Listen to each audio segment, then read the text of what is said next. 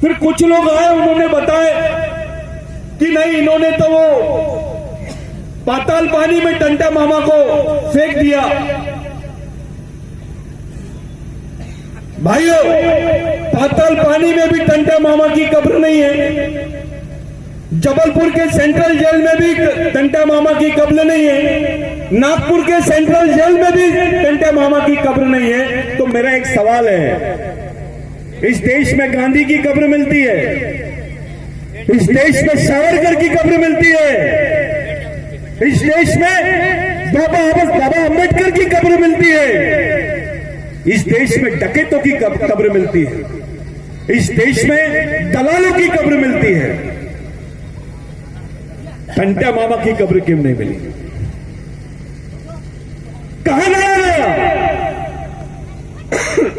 कहां पर है टंटा मामा? अरे इतनी बड़ी कौम थी, किसी कौम के एक नेता ने यह सवाल नहीं पूछा कि हमारे आदमी को, हमारे क्रांतिकारी को आपने फांसी तो दे दी है, कम से कम उनका शरीर हमको वापस कर दो।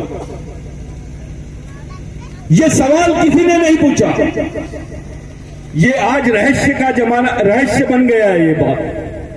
आज आप लोगों ने टंटा मामा का शहीद दिन बोल रहे हैं, आप लोग सब लोग टंटा मामा का शहीद दिन मना रहे हैं, लेकिन आपको मालूम नहीं है आपके भगवान को कहां गाड़ा गया है। कोई ये नहीं बताता कि उनको कहां जलाया गया है। और समाज चुप है, खामोश है समाज। उसको चिंता पड़ी है नेताओं की, उसको चिंता पड़ी है पार्टियों की, उसको चिंता पड़ी है शंकराचार्य की, उसको चिंता पड़ी है आमदेव, रामदेव, कामदेव की। अभी कोई ताली नहीं बजाएगा। हम लोग केवल बात करने के लिए आए हैं। मैं नागपुर से आपकी तालियां सुनने नहीं आया हूं। आपकी गालियां सुन सकता हूं, लेकिन तालियां नहीं। मेरा ये सवाल है आप लोगों से कि ये कैसी कौम है जिसके भगवान के बारे में, उसकी लाश के बारे में उसको खुद को नहीं मालूम, और उसकी आज पुण्यतिथि मना रहे हैं हम लोग। कैसा हुआ है कि कभी आपके पिताजी मर जाते हैं, उनको कहां गाड़ते आपको मालूम होता है? ये तो देश का बाप था, इस देश का बड़ा बाप था, इस देश का आजा था, इस देश का सबसे बड़ा क्रांतिकारी था। अंग्रेजों के साथ में लगातार 16 साल हथियारबंद लड़ाई लड़ने का जो रिकॉर्ड है, वो महामानव भगवान टंटा भील के नाम पर है। इतिहास में किसी ने नहीं लड़ा। इतनी बड़ी लड़ाई भारत में किसी शहीद ने नहीं लड़ाया भाई। बिरसा मुंडा को भी इतनी बड़ी, इतना समय उनके हिस्से में नहीं आया, उनके मुकद्दर में नहीं आया। हथियार बंद लड़ाई, और ऐसे लोगों के सहारे जिनके बदन पे कपड़े नहीं है, जिनको खाने को रोटी नहीं है, जिनकी मां बहनों पे आए दिन बलात्कार होते थे, जिनकी जमीनें सड़क पे खड़े होकर जमींदार छीन लेते थे, वो कौम को खड़े करके टंटा मामा ने 30 साल तक, 15 साल तक के यहां पर हथियार बंद लड़ाई लड़ा है। मामूली बात नहीं है।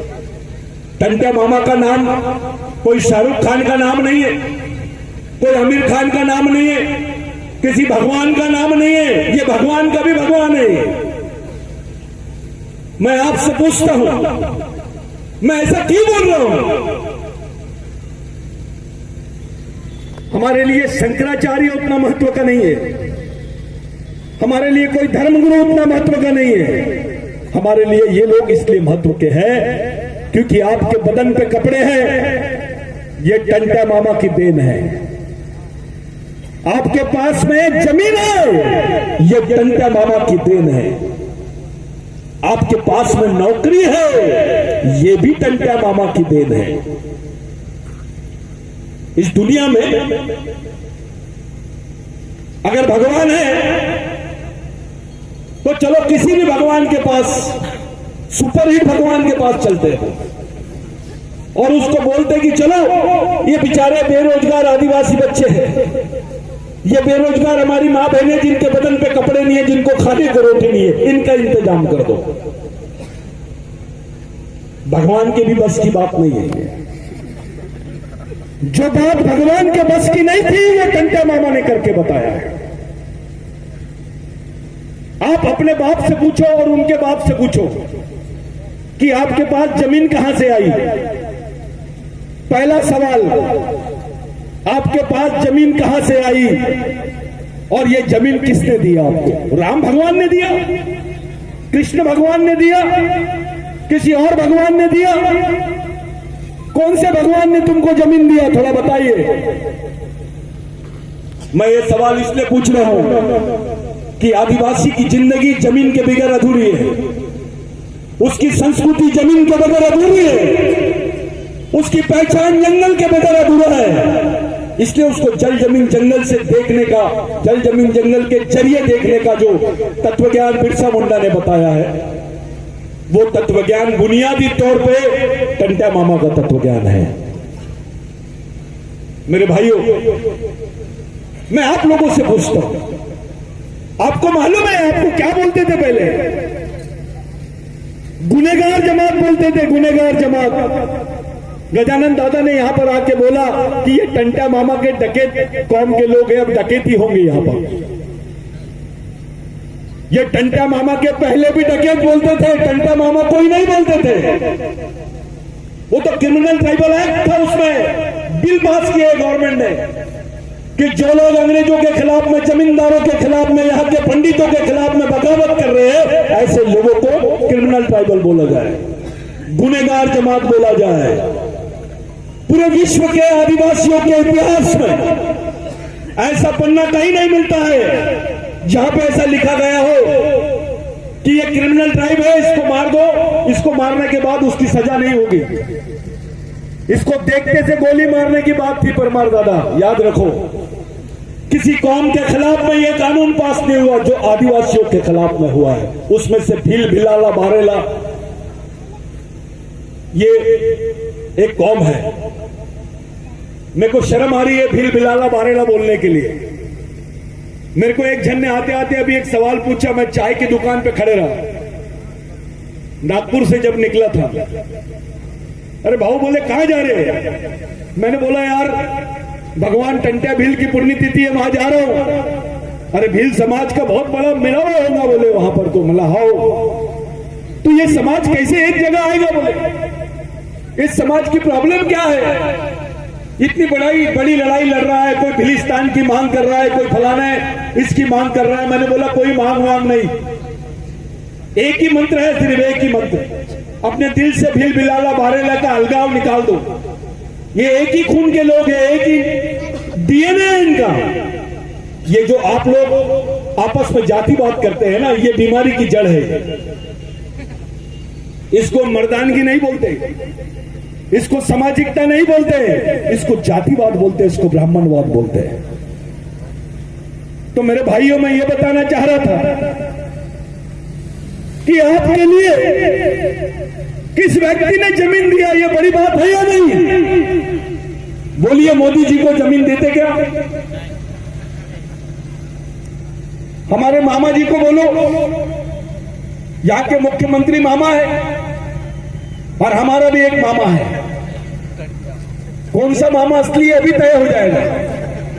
एक आदिवासियों की जमीन, आदिवासियों को जमीन देने वाला मामा है और एक आदिवासियों की जमीन लेने वाला मामा है। आपको कौन सा मामा होना?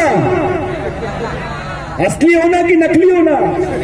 और जब असली होना तो उसके लायक बन जाओ, क्योंकि जिसमें टंटा मामा का खून है, जो टंटा मामा के वंश का आदमी है, वो डरपोक नहीं है। जो टंटा मामा के खून का आदमी है वो बेईमान नहीं है। जो टंटा मामा के विचारों का आदमी है वो सामाजिक आदमी है, वो राजनीतिक आदमी नहीं है। आप किसी भी पार्टी में रहो, पहले तो आपका समाज है। आपको किसी ने पूछा पार्टी बड़ी कि समाज, क्या जवाब दोगे आप? तो वो समाज है कहां? किस हाल में है? आधे इधर भग रहे, टंटा मामा के लगते जिगर आधे इधर आधे उधर। ये कार्यक्रम नहीं होगा। अरे आप किस आदमी की औलाद है भाई? पूरे देश के लोग आज पूरी कौम की तरफ देख रहे हैं, भीलों की तरफ देख रहे हैं, भील वंश के लोगों की तरफ देख रहे हैं। आप समझ लीजिए, भगवान टंटा भील से महामानव क्रांति सूर्य भगवान बिरसा मुंडा ने प्रेरणा लिया, टंटा भील से बाबूराव शर्मा के ने प्रेरणा लिया, टंटा भील से राघोजी भांगरे ने प्रेरणा लिया। सभी ने टंटा भील से प्रेरणा ली। आपसे पूछता हूं, अगर सब लोग टंटा भील से प्रेरणा लेते हैं तो उसके वंश के लोगों से भी प्रेरणा लेना चाहिए कि नहीं? तो हमने कौन सा आंदोलन चला है टंटा भील का, बताइए? एक उदाहरण दीजिए मेरे को, जहां टंटा भील के जुबान से उनके कार्यकाल में भील अलग, भिलाला अलग, बारेला अलग, गोंड अलग, कोरकू अलग, कोई नहीं। टंटा भील ने ऑर्डर किया रेंगा कोरकू को कि ये अपना आदमी है, लेकिन कौम के खिलाफ गया, उसके दोनों हाथ काट डाले। मैं आपको इसलिए बताना चाहता हूं क्योंकि उनकी पुण्यतिथि में आप लोग आए हैं, आप लोग उनके शहीद दिन पर आए हैं। ये मामूली आदमी नहीं है, ये भगवान का भी बाप है। इसको आप लोग हल्के से मत लीजिए। आपके जीवन में जो दुख है, जो तकलीफ है, समाज में जो एकता नहीं है, लोग हमारा जो शोषण कर रहे हैं, लोग हमारी मां बहनों की इज्जत इसलिए लूट रहे हैं क्योंकि हमने टंटा मामा के विचारों को छोड़ दिया। अगर हम टंटा मामा के विचारों को चलते तो किसी की औकात नहीं है हमारी मां बहनों की तरफ उंगली दिखाने की। ये वो नाम है जिस नाम के लिए आप लोग यहां पर आए हैं।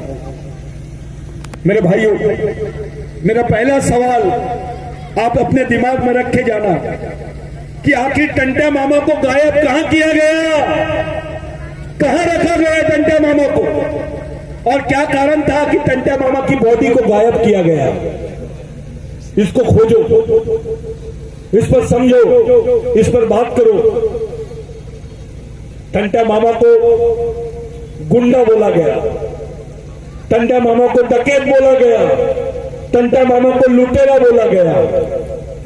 ये कैसा लुटेरा है यार कि अमीरों को लूट के गरीबों को बांटता है? ये लुटेरा है।